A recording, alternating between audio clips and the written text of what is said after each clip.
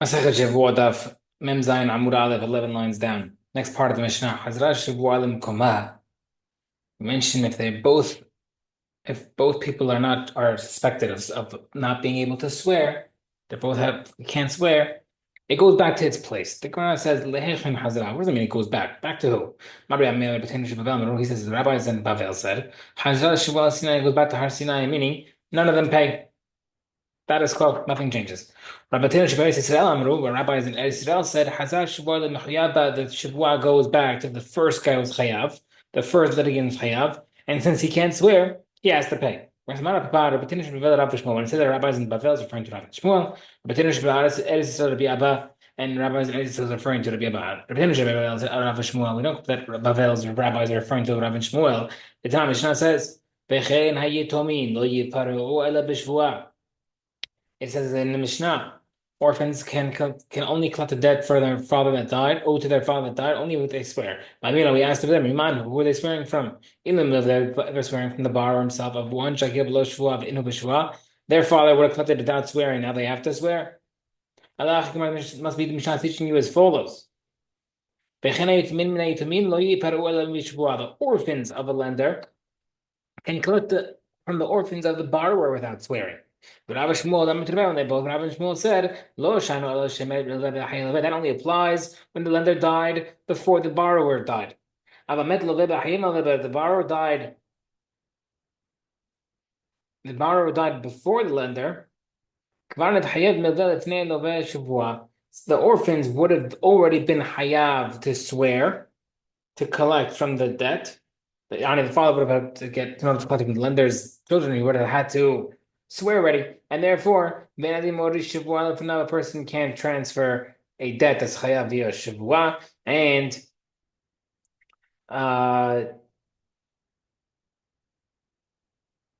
therefore, Rav and Shmuel would say in that case they can't take the swearing that their father would have sworn, and we are patur. Okay, that is according to Rav and Shmuel, who are the rabbis of quote unquote rabbis of Bavel. Amar Rabba. Kavatei Rabbi Abba Mistavra, we can prove according to Rabbi Abba. Sorry.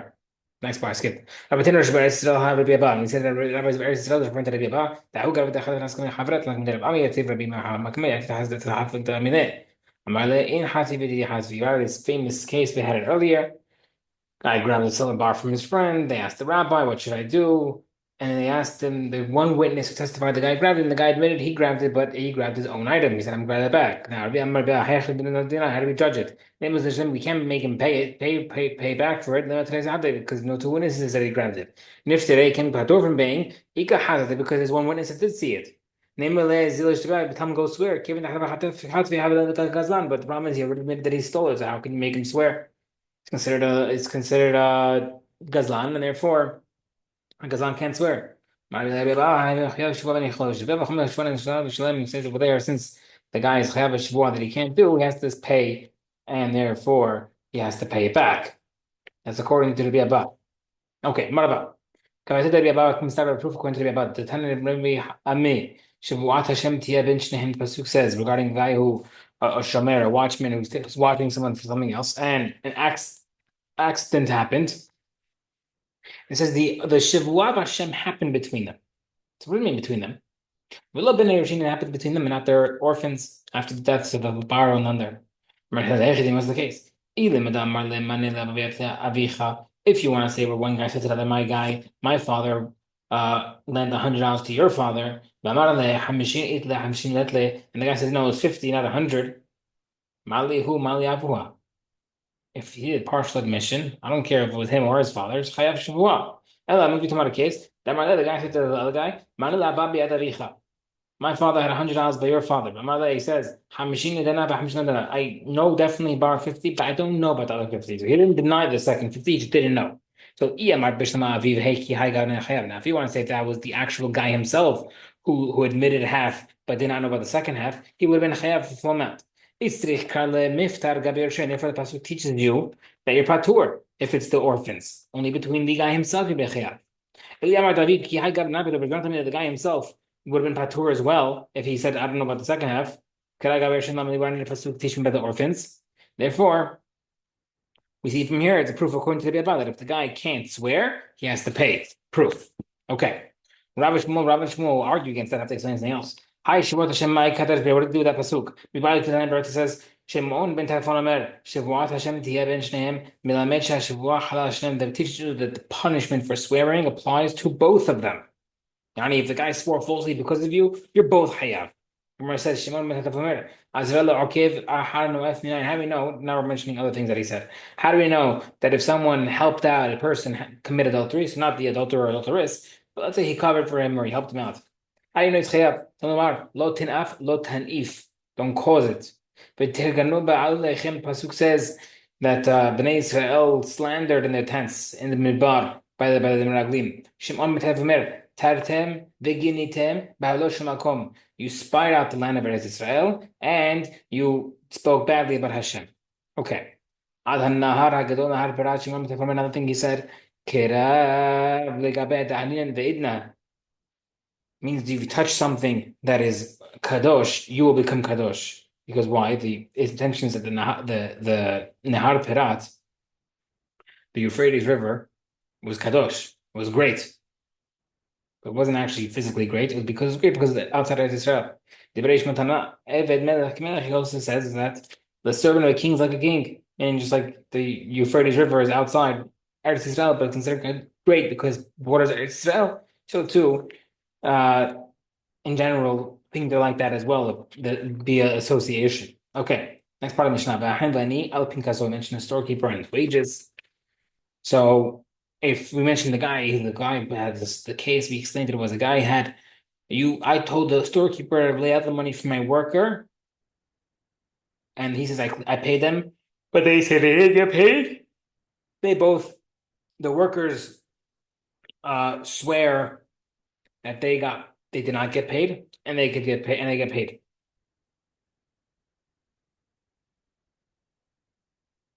Okay. And then the storekeeper swears as well. Right? And Banana said, I don't like that because that means if they're both swearing on both ends, it looks like someone's lying. Okay. Tanabrat says, Marabi, why do we have this concept of swearing double, right? Seemingly similar to the bananas. I don't like the fact that there's so many Shevuot happening here. You swear you didn't get it, you swear you gave it, etc. Okay. Mishnah says, we see both of them could swear. What's the problem? The one says no. So the Gemara says, did Rabbi Chia answered him from the Mishnah saying, we do it.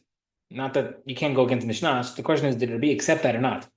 And we see, Tashma, the time Rabbi Meir, the workers swear to the storekeeper that they didn't receive it. And if it's true, he accepted that he heard Rabbi Chia's proof from the Mishnah, the Baal Bait and Baal, he could have said that to swear also, they swear to the Baal Bait, to the employer. The Gemara says that seemingly he did not care. He only makes one Shevuah, not two Shevuah. The Gemara says, no, it's actually as follows. The workers swear to the employer in front of the storekeeper, so that the storekeeper should be embarrassed and won't swear badly, falsely. Okay, it says, if you have two witnesses, tests of witnesses who argue against each other, Ravuna says, this first set can testify regarding other things, and the second set can also testify about something else as well. They're both not, even though someone's lying, right? You have set A that said something and set B says something else. If they're testifying elsewhere about unrelated items, not together, it's a good testimony because we don't know which one, even though seemingly one is lying, but we can't prove which one it is. This is the second. Why be associated at all with witnesses that could be lying? And therefore, if you know one set's lying, don't accept either of them. Okay, it says, if you have two lenders using loans with two borrowers, and you have two documents that was signed by one of these witnesses, over here. According to Ravuna, both documents are good. According to Hizda, one of both are bad. Let's say you have one lender, two loans to one guy, and they have two documents, and each set of witnesses witnessed one each. Everybody agrees that the owner of the document, the lender, has the lower hand and he can only collect the smaller loan. You have two lenders to one borrower, and the loans were used with these two different documents with these two sets of witnesses. That what? That we allow both of them to swear, even though one is lying. So over here, you'd be allowed to have the witnesses testify separately to grab. The Gemara says, you have two borrowers with one lender and two documents. Can he collect on those documents or not? The Gemara says, take. Whereas a question, the following Brata says regarding Rosh Chodesh, testifying about Rosh Chodesh about the moon. Ehad omer gavoha shnei mardoot. If one witness said, I saw the new moon was the distance, back then they used to use the goad of an ox, which is a tool, as a measuring tool, as a measurement to say how high above the horizon the moon was. I saw it was 2 goads high, G-O-A-D. The Hadamer Shalish, another guy says 3. It's good testimony because it could be an honest mistake. One guy says 3 high, and another guy says 5 high. It's not good testimony. But they can testify with other testimony. Meaning another witness can jump in with them and say, yeah, I saw 5, and boom, you have witnesses for Chodesh. It says, what does that mean? Sounds like, can I even testify elsewhere regarding the money? Against Rav Chisda, who says that when you have testimony that contradicts, it knocks them out. Mar says, no, they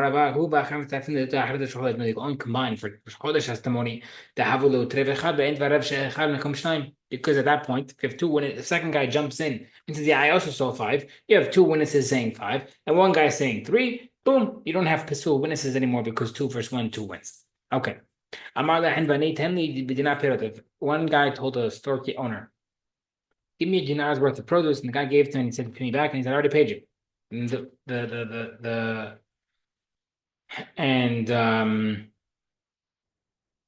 customer has to swear. Rabbi says, whoever is holding the product has the upper hand because we assume that the exchange happened. Okay. Tana says, when was the customer he already paid? That's only when the fruit is piled up on like the counter. And both of them are claiming it.